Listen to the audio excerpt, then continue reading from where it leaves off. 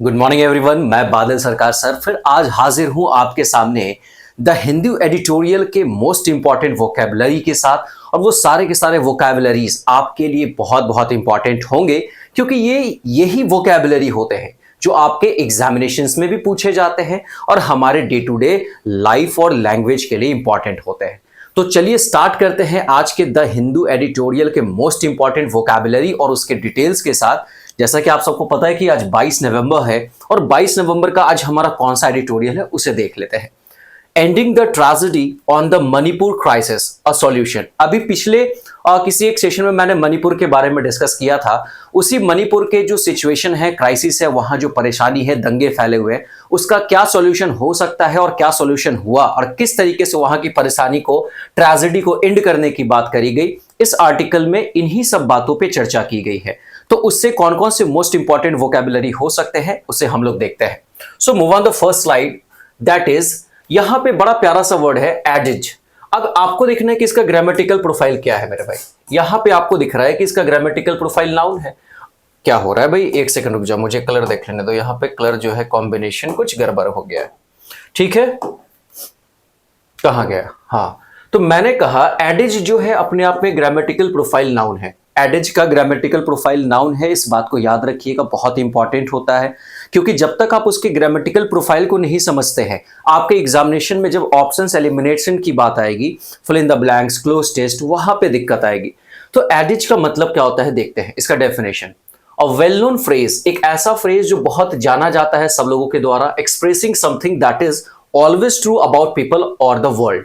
मतलब ये एक ऐसा कहावत कहा जा सकता है, फ्रेज कहा जा सकता है, जिस फ्रेज को सारी दुनिया जानती है और जो कहीं ना कहीं किसी सच की बात करता है। जो कुछ कहा जाता है वो सच होता है। जैसे honesty is the best policy, ये सबसे बेस्ट पॉलिसी है, ये एक सच है। अंडरस्टैंड? हेल्थ इज वेल्थ, ये एक क्या है, प्रोवर्ब है, एक फ्रेज है जो लोगों के बारे में या दुनिया के बारे में कहा जाता है, उसे ही हम कहते हैं। अब इस इमेज को देखिए, ये एक बूढ़ा इंसान इस प्यारे से बच्चे को सिखा रहा है, समझा रहा है, दुनियादारी की बातें बता रहा है। जो मोरल बातें हैं जो दुनिया में सच हो सकती हैं और होती हैं, उसे ये सिखाने के काम कर रहे हैं। तो सीनियर सिटीजन हमें क्या सिखाते हैं, वही वर्ड यहां पे इसे हमें समझना है। तो इसके प्रोनाउंसिएशन को हमने देख रखा है। एडिज का मतलब क्या होता है, कहावत या लोकोक्ति, जो कहा जाता है, जो लोगों के द्वारा कहा जाता है और जो कहीं ना कहीं सच होता है। इसके सिनोनिम्स की बात करें, बहुत सिंपल सा और प्यारा सा सिनोनिम्स है। Proverb, saying, maxim, epigram, axiom, felicity, सारे के सारे पूछे जाते हैं एग्जामिनेशन में। आजकल सबसे ज्यादा मैक्सिम और एक्सियोम का यूज किया जा रहा है, हालांकि एपिग्राम भी पहले पूछा जाता था और फैलिसिटी भी।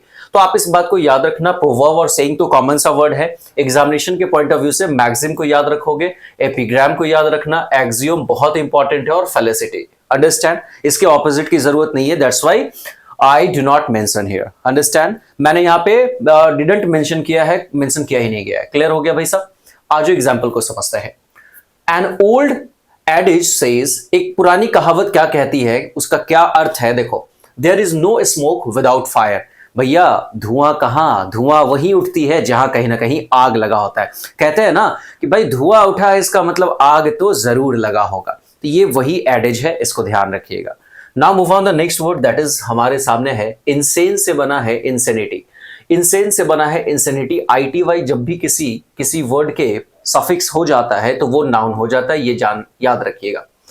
इसका मीनिंग समझिए डेफिनेशन के थ्रू।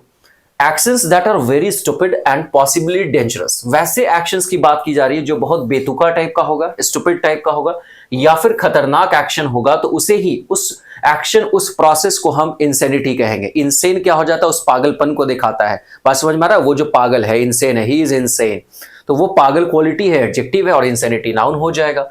अब इस इंसान को देख के लग रहा है भाई ये नॉर्मल कंडीशन में तो नहीं है, ये लग रहा है ना पागल टाइप का, तो इसके इस पागलपन को ही हम क्या कहेंगे, इंसेनिटी कहेंगे। अंडरस्टैंड? तो याद रखिएगा इस प्यारे से वर्ड को।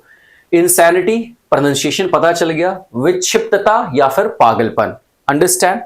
सिनोनिम्स की बात करते हैं तो डिमनेसा, डिमनेसा या डिमनेसिया आप कहते हैं, मैंने प्रोनाउंसिएशन दे रखा है डिमेंशा। क्या बोलेंगे? डिमेंसा, डिमेंसा। अब इसको डिमेंसिया कह दोगे तो वो थोड़ा सा डिफरेंस हो जाएगा, बट ठीक है, याद रखना बहुत इंपॉर्टेंट है। मैडनेस कॉमन सा वर्ड है, हिस्टीरिया कॉमन सा वर्ड है। इम्बेसिल से बना है इम्बेसिलिटी। क्या बना है? इम्बेसिलिटी।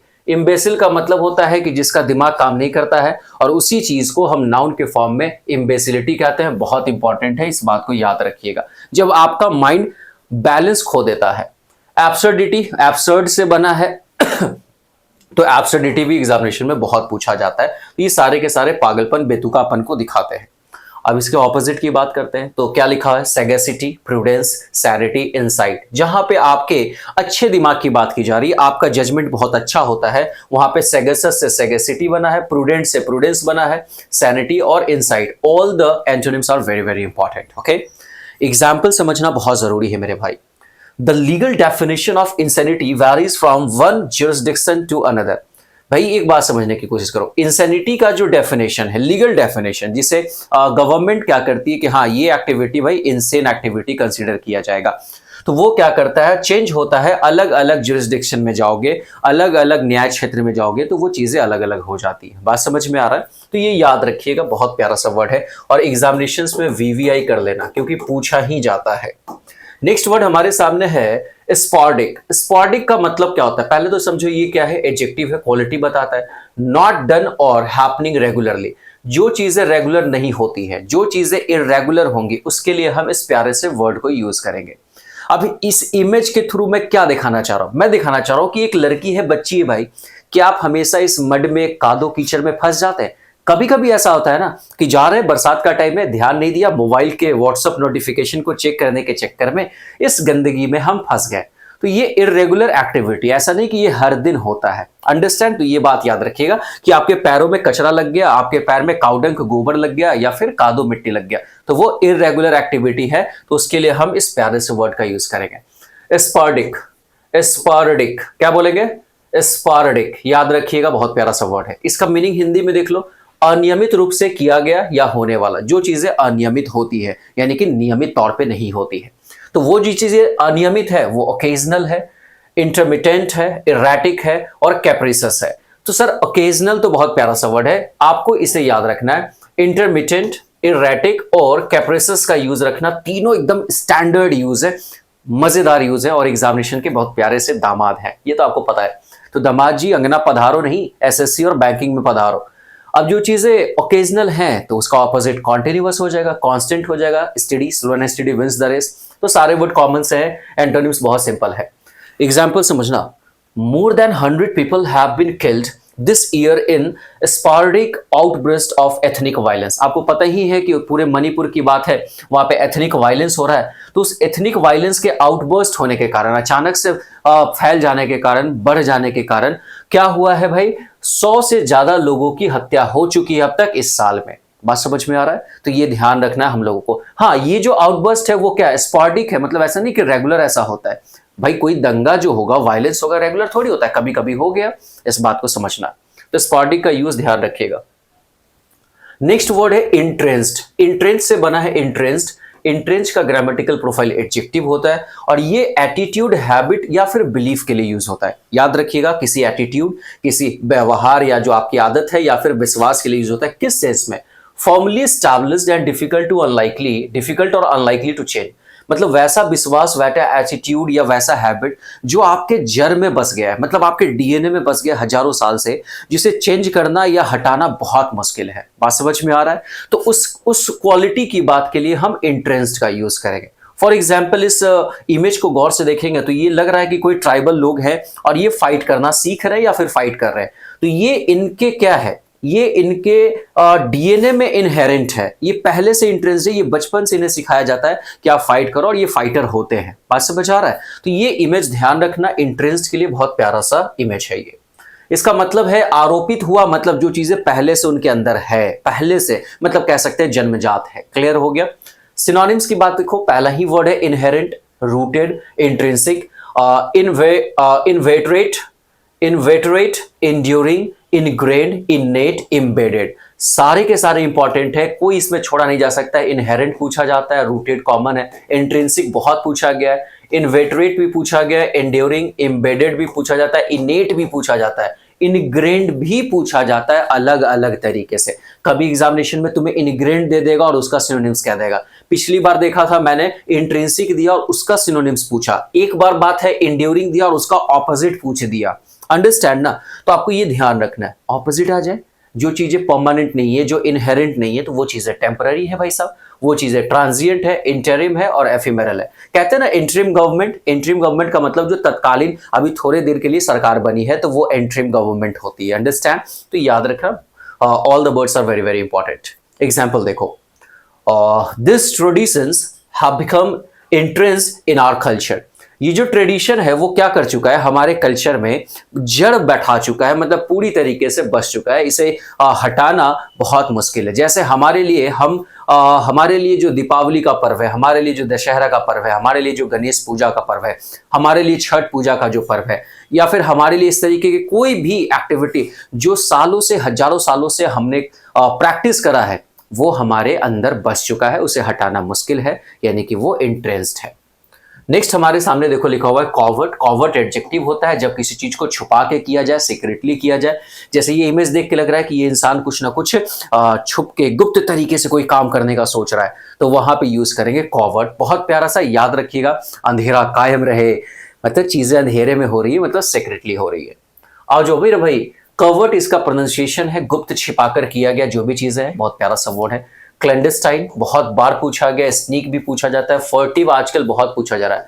क्लासिफाइड कॉमन सा वर्ड है और कंसील्ड भी कॉमन सा वर्ड है। So you have to remember these three synonyms, that is clandestine, sneak, furtive. बहुत बहुत इंपॉर्टेंट है। ऑपोजिट देखो, जो कॉवर्ट है उसका ओवर्ट है, यानी कि चीजें स्पष्ट है, खुली हुई है, सामने है सबके। एवोर्ड है और एविडेंट। एविडेंट का तो मतलब तुम्हें पता है, जो चीजें ऑब्वियस होती है। एवोर्ड याद रखना, बहुत इंपॉर्टेंट वर्ड है। एग्जाम्पल देखा जाए क्या मेरे भाई? आ जाओ देखते हैं। Police have been monitoring the site and using covert surveillance to trap the troublemakers. Police ने क्या किया? मॉनिटर किया है साइट को, जो भी साइट रहा होगा भाई साहब, जहां पे कोई एक्टिविटी घटी होगी, और वो क्या कर रही है? कवर्ट सर्विलेंस कर रही है, मतलब गुप्त रूप से नजर रख रही है। क्या करने के लिए? तो जो भी ट्रबल मेकर्स है उन्हें ट्रैप करने के लिए, उन्हें पकड़ने के लिए, जिनकी वजह से वहां पे कोई परेशानी हुई होगी। Understand? So this is the word. आ जाते हैं नेक्स्ट वर्ड पे, दैट इज मार्जिनलाइज। मार्जिनलाइज एक वर्ब होता है मेरे भाई, बहुत प्यारा सा वर्ड है, और इसका मतलब होता है किसी पर्सन ग्रुप को ऐसे ट्रीट करना कि मैं उसे नहीं फील करता हूं कि उसका कोई इंपॉर्टेंस है, उसे अलग कर देता हूं। देखो क्या लिखा है, to treat a person, group etcetera in a way that makes them feel that they are not important and have no power. इस इमेज में देखो, ये इंसान इस तरीके से इस लड़की का मजाक उड़ा रहे हैं, जैसे लगता है कि इसका कोई पावर ही नहीं, इसका कोई इंपॉर्टेंस ही नहीं। ऐसा होता है हमारे सोसाइटी में, अक्सर हमने ऐसा देखा है कि बहुत बार एक ग्रुप जो है दूसरे ग्रुप को या फिर किसी पार्टिकुलर पर्सन को इग्नोर करता है और उसको ये फील कराता है कि you don't have any power. Understand? आपका कोई इंपॉर्टेंस नहीं है इस सोसाइटी में, हमारे लाइफ में। तो ऐसे कंडीशन में हम मार्जिनलाइज का यूज करेंगे। आ जाते हैं मार्जिनलाइज, ये इसका प्रोनाउंसिएशन हो गया। डेफिनेशन के तौर पे पूरा मैंने लिखा है, व्यक्ति या वर्ग विशेष के साथ ऐसा व्यवहार करना जिससे उन्हें यह महसूस होता है कि उनका कोई महत्व नहीं है तथा उन्हें कोई अधिकार नहीं है। अधिकारहीन कर देना, हाशिए पर डालना, दिस इज वेरी इंपॉर्टेंट। आप अक्सर ऐसा सुनते होंगे, आपके पॉलिटिकल न्यूज में इस तरीके की चीजें आती हैं। सिनोनिम्स की बात करें तो एम्पावर्ड करने का मतलब होता है कि उसे वो सारी शक्तियां देना, उसे वो सारे फैसिलिटीज देना, उसे मेन स्ट्रीम में जोड़ना। और यहाँ पे डिस लगा दिया तो ये नेगेटिव हो गया, डिसएम्पावर्ड। इनफ्रेंचाइज का मतलब वही होगा, डिस लगा दिया, डिसइनफ्रेंचाइज। एक्सक्लूड, पता ही आपको, चीजें से अलग कर देना, उन्हें मेन स्ट्रीम से अलग कर देना, उसे अलग समझना। भाई इसका इंपॉर्टेंस नहीं है तो हटाओ इसे यहां से, तो वो एक्सक्लूड हो जाएगा। और डेप्रिकेट बहुत इंपॉर्टेंट है, इस वर्ड को याद रखिएगा। अब मुझे क्या करना है? नहीं भाई तुम्हारा भी इंपॉर्टेंट है, तुम्हारा भी इंपॉर्टेंस है, आ जाओ तुम्हें आगे बढ़ाता हूं। तो एलिवेट करना हो गया, उसे प्रमोट करना, वैल्यू और इंक्लूड, सारे के सारे कॉमन वर्ड्स है। आज थोड़ा सा वीडियो लेट हो गया है क्योंकि मैंने बताया था कि कल मेरी तबीयत खराब थी, तो रात में मैं मेडिसिन लेके सोया तो मेरी नींद देर से खुली है, जो फैक्ट है। तो ये वीडियो थोड़ा लेट रिकॉर्ड हो रहा है, बट उससे कोई दिक्कत वाली बात नहीं है। आपको पढ़ना है अच्छे से, मन लगाकर रिवीजन करना, और इसका पीडीएफ जो है हमारे टेलीग्राम चैनल से, इंग्लिश विद बादल सरकार से आप डाउनलोड कर सकते हैं। एग्जाम्पल देखते हैं। Female employees complained of being marginalised by management. अच्छा, फीमेल एम्प्लॉइज ने क्या कंप्लेन किया कि उन्हें क्या किया जाता है भाई, उन्हें क्या किया गया? मार्जिनलाइज्ड किया गया। तो मार्जिनलाइज्ड किया गया मतलब उन्हें हटाया गया, उनके इंपॉर्टेंस को नहीं देखा गया। किसके द्वारा? मैनेजमेंट के द्वारा। बात समझ में आ रहा है? आ जाओ आगे बढ़ते हैं। हमारे सामने नेक्स्ट वर्ड है फेस्टर, फेस्टर अपने आप में वर्ब है। फेस्टर अपने आप में क्या है मेरे भाई? वर्ब है। बहुत प्यारा सा वर्ड है। देखो इसको समझते हैं मीनिंग से। To become more unpleasant because you don't deal with it successfully. भाई जब चीजें बहुत अप्रिय हो जाती है, अनप्लीजेंट हो जाती है, और उसका रीजन क्या है कि आपने चीजों को सक्सेसफुली तरीके से नहीं किया। बात समझ में आ रहा है? फॉर एग्जाम्पल ये भाई साहब एक टीचर है मान लेते हैं, और ये सारे बच्चे हैं पढ़ने वाले, ये इनके पेरेंट्स हैं, ये दो बच्चे पढ़ने वाले, लेकिन इन बच्चों को इस टीचर ने बहुत अच्छे से डील नहीं किया, अच्छे से नहीं पढ़ाया, तो वैसे केस में उस एक्टिविटी के लिए हम फेस्टर का यूज करेंगे। क्लियर हो गया? आज इस इमेज को ध्यान रखना।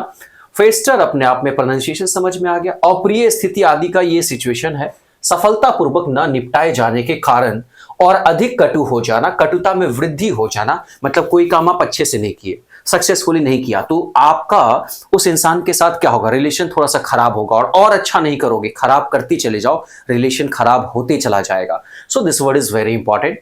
अब उन चीजों को बढ़ाते जा रहे हैं आप, उस परेशानी को, उस कटिता को, उस कटुता यानी कि हेट को बढ़ा रहे हो, तो क्या होगा मेरे भाई? इंटेंसिफाई करो। Gall is very important, smoulder is very important, irk भी पूछा जाता है, रैंकल और एग्रावेट तो बड़ा